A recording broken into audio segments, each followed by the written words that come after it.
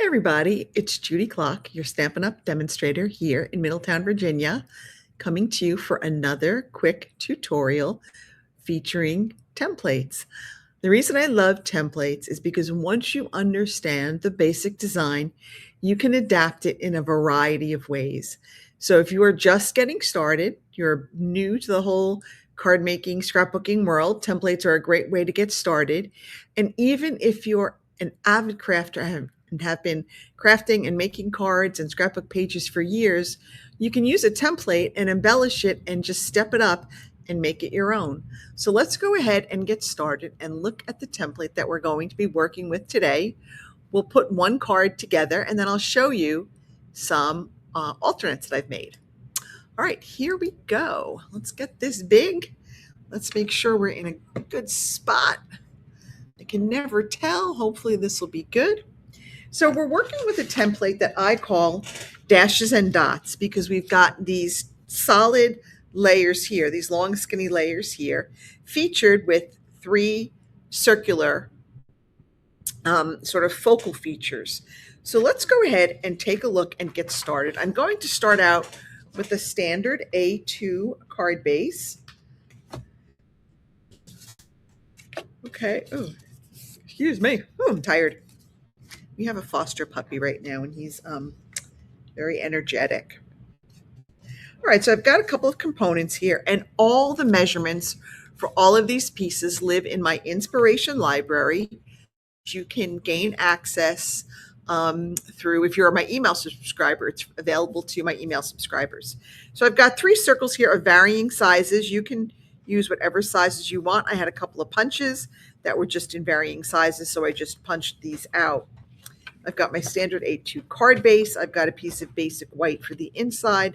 And then I've got my two layers.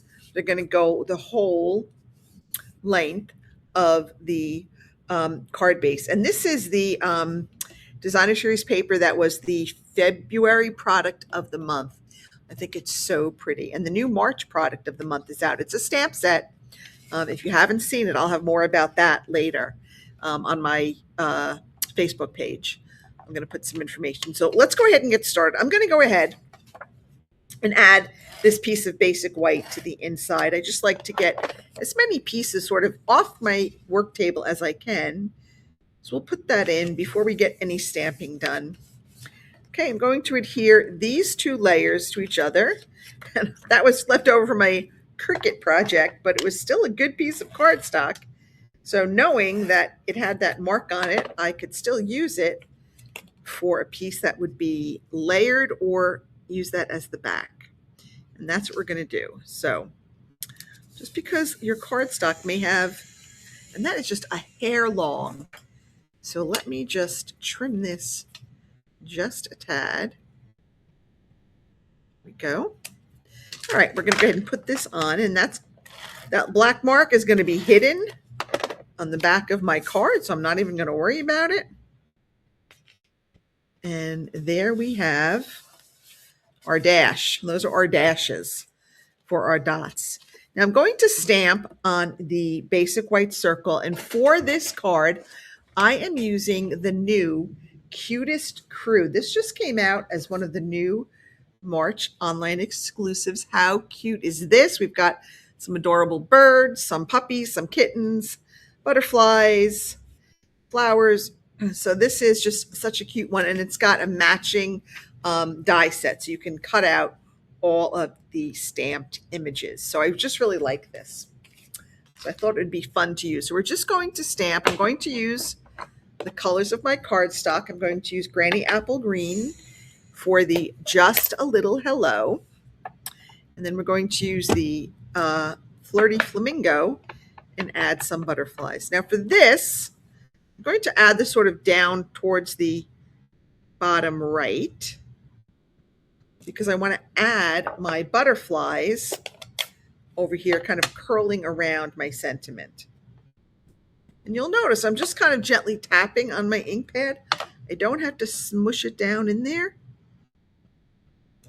And now we've added our butterflies. Let me close up my ink pads.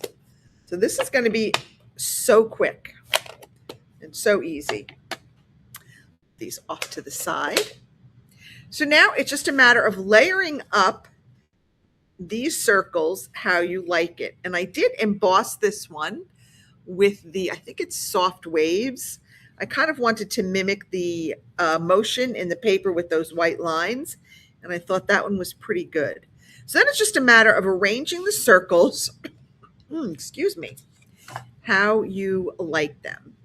So there's no right or wrong way to do this. It really just depends upon how you like it. So I'm going to add my Darling Duckling circle. I use Darling Duckling and Misty Moonlight, kind of picking out some of the colors from my designer series paper. Now this one I am going to use liquid glue because Stamp and Seal tends to rip embossed cardstock. Okay, I'm going to put that one there. Now this one, we are going to use Stampin' Dimensionals. We're going to put that there. And this is going to be a little bit different, for example, because the placement is going to be different from what I used in my sample card, and that's okay. It will still have pretty much the same elements. We've got our long straight pieces, we've got our circles, so we've got our dashes and our dots. And then, of course, you can embellish it any way you want. You can add some embellishments. I'm going to stick that right there. So just a little hello. So how quick and easy was that using a basic template? So let me show you some different samples. So on this one, we have just some designer series paper for one of the dashes, and then for one of the circles, we embossed that.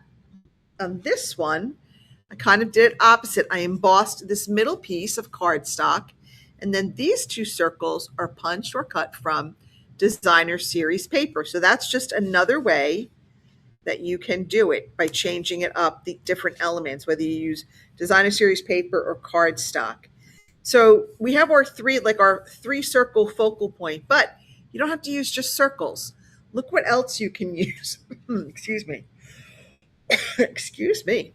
Again, I've used designer series paper for one of the dashes, but then I've done some flowers that I've stamped and die cut, and I still have a circle for my sentiment. So again, it doesn't have to be all circles. You can use die cut images as part of that 3-dot focal point. Okay, so we've got our 3 dots here, or three pieces to our focal image. And it can be anything you want. You can just use circles. You can use die cut shapes. Here I've used some squares. Again, I embossed this piece of cardstock, and then I lightly went over it with a blending brush. I don't know if you can see that, to add a little bit of depth of color to it. And then I used some squares, but I turned them onto like a diamond, into the diamond shape. So that's another way you could do it. It's 3 of those. Here's another one, but I turned it into the landscape mode. So it doesn't just have to be in portrait. You can do this in landscape. These were 3 die cuts that I used. So again, I cut these out of cardstock. I have my designer series paper there on the dash. And then I added some embossing on this one, some stamping on this one, and of course, our little sentiment. So really, that's kind of it for tonight. This is short and sweet.